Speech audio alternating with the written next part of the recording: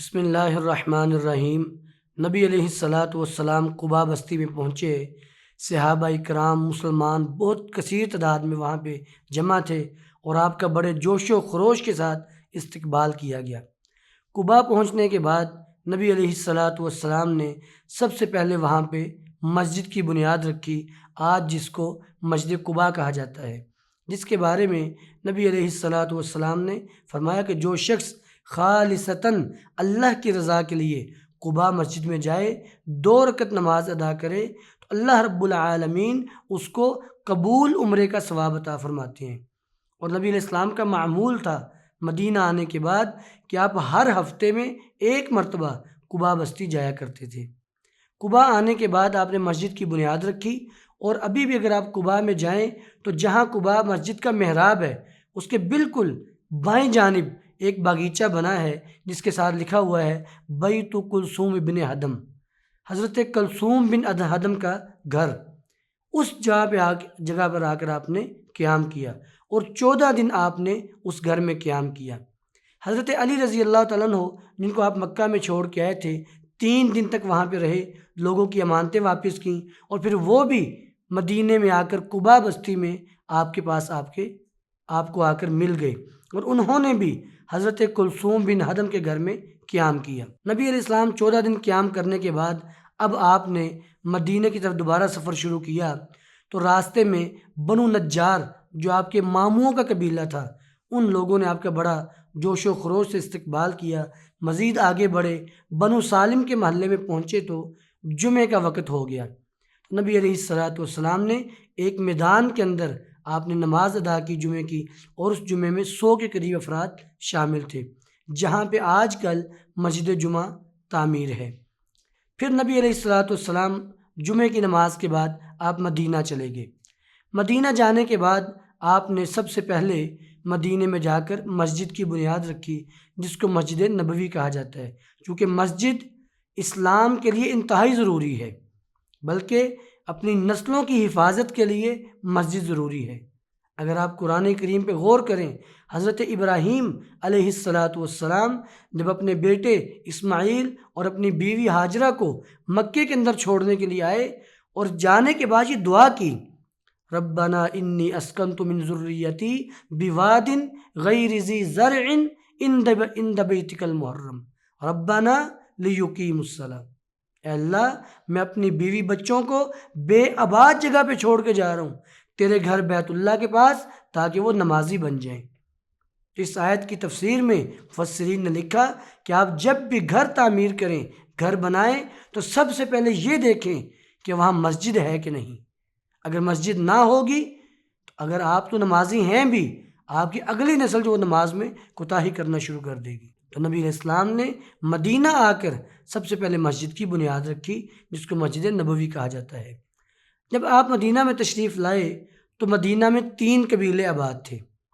سب سے پہلے یہودی، یہ یہود یہ شام اور فلسطین سے آئے تھے، اور ان کی 3 شاخیں مدینہ کے اندر آباد تھیں، بنو قینقاع، بنو نذیر اور بنو قریظہ۔ جب شام کے اندر بخت نصر نے حملے کیے، اس وقت بہت سے یہودی وہاں سے اٹھے اور عرب کی طرف آ گئے، ان میں سے اکثر قبائل خیبر چلے گئے، اور یہ 3 قبیلے یثرب کے اندر آ کر آباد ہوئے۔ اسی طرح دوسرے نمبر پہ بنو قحطان، یمن کے لوگ تھے۔ جب یمن کے اندر سیلاب آیا تو وہاں سے کچھ لوگ آئے اور یثرب کے اندر آ کے آباد ہوئے، جن کو بنو قحطان کہا جاتا۔ بنو قحطان کی 2 شاخیں یثرب کے اندر آباد تھیں، اوس اور خزرج۔ تیسرے نمبر پہ انصار کے لوگ، جو کہ مدینے کے اصل باشندے تھے، اصل رہائشی تھے، یہ لوگ یہاں پہ آباد تھے۔ جب آپ مدینہ میں تشریف لائے تو دوسری 2 شاخیں یعنی بنو قحطان، اوس و خزرج اور انصار، یہ دونوں قبائل آپ پہ ایمان لے آئے، جبکہ اکثر حصہ ایمان لانے کے باوجود کچھ لوگ ایسے تھے جو ایمان نہ لائے، دل کے اندر نفاق رکھا، جن کو منافقین کہا جاتا ہے، اور ان کا سردار عبداللہ بن ابی رئیس المنافقین تھا۔ جو تیسری شاخ تھی یہود، یہ لوگ آپ پہ ایمان نہیں لائے، اکثر بے ایمان رہے، چند لوگ ایمان لائے، جیسا کہ حضرت عبداللہ بن سلام بیان فرماتے ہیں کہ جب آپ مدینہ تشریف لائے، اور بہت سے لوگ بھی دیکھنے کے لیے گئے، تو میرے بھی دل میں خیال آیا کہ میں بھی جا کے دیکھوں۔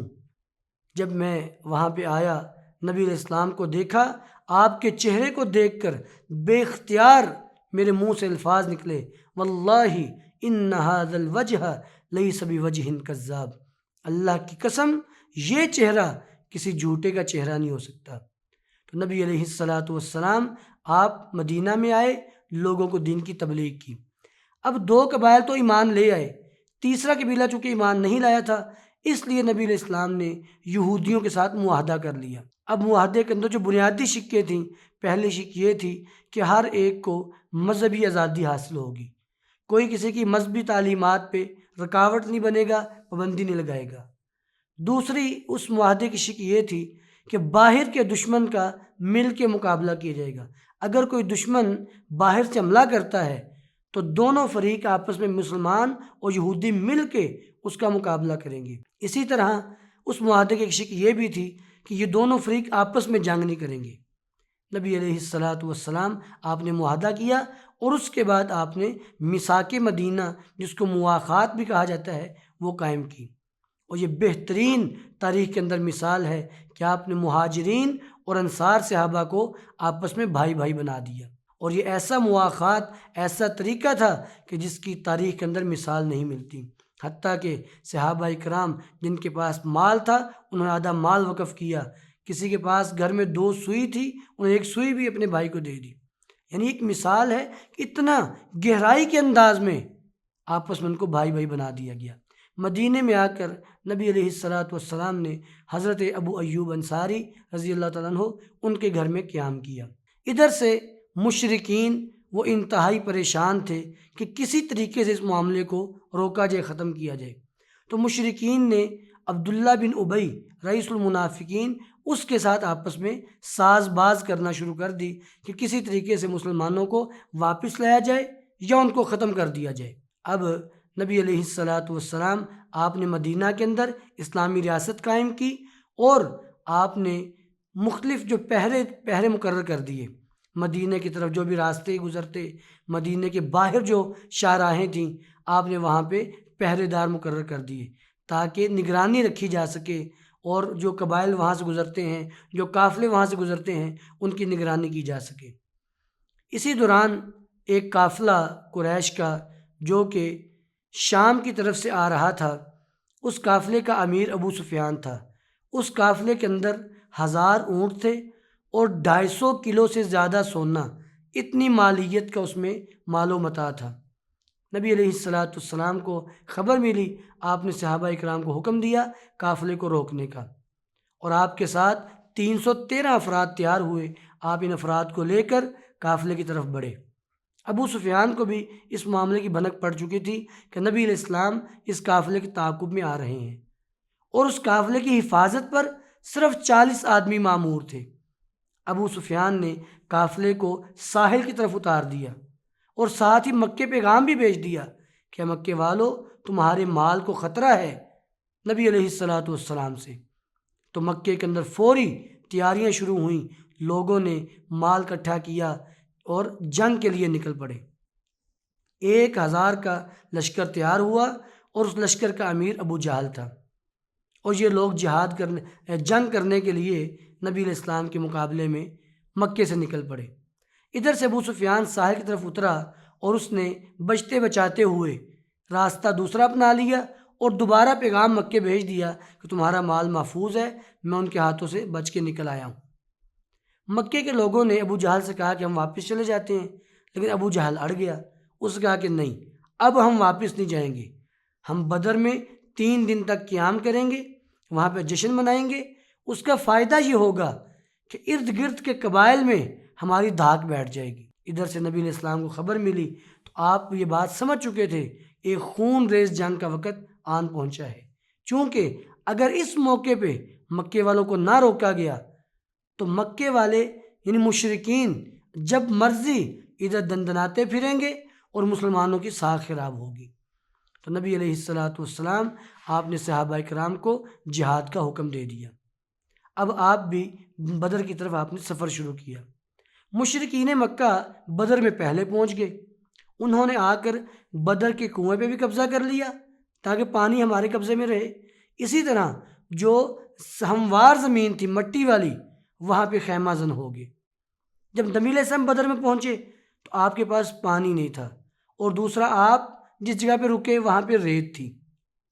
اب ریت پہ مسلمانوں کے پاؤں نہیں ٹھہرتے تھے، تو اللہ رب العالمین نے رحمت کی بارش نازل فرمائی۔ بارش کے آنے سے مشرکین کو نقصان یہ ہوا کہ وہ مٹی پر خیمہ زن تھے تو مٹی پر ان کے پاؤں پھسلنا شروع ہو گئے، اور مسلمان چونکہ ریت پہ تھے ان کے پاؤں جم گئے اور ان کو پانی بھی حاصل ہو گیا۔ تو اس طرح اللہ تعالیٰ نے مسلمانوں کی غیبی مدد فرمائی۔ بدر سے ایک رات پہلے نبی علیہ السلام نے بڑی رکت امیز دعا کی، اور اس میں اللہ سے دعا کی کہ اللہ یہ چند مٹھی بھر لوگ اگر آج یہ ختم ہو گئے تو قیامت تک تیرا نام لینے والا کوئی نہ ہوگا۔ اللہ رب العالمین نے فرشتوں کے ساتھ آپ کی مدد کی، 1000 فرشتے نازل کیے غزوہ بدر کے اندر۔ 17 رمضان سن 2 ہجری کے اندر دونوں لشکر آمنے سامنے ہو گئے۔ پہلے دعوت مبارزت دی گئی، یعنی جنگوں سے پہلے دونوں اطراف سے بہادر لوگ نکلتے، ایک دوسرے کو دعوت دیتے مقابلے کی۔ مشرکین کے لشکر میں سے 3 بندے نکلے، عتبہ، شیبہ اور ولید، اور مسلمانوں کی طرف سے بھی 3 بندے حضرت ابو عبیدہ اور حضرت علی اور حضرت حمزہ نکلے، اور ان کا آپس میں مقابلہ ہوا۔ مسلمانوں کا پلہ بھاری رہا۔ اس کے بعد عام جنگ شروع ہو گئی۔ مسلمان بڑی بہادری کے ساتھ لڑے، اللہ رب العالمین نے فرشتوں کے ساتھ بھی مدد کی۔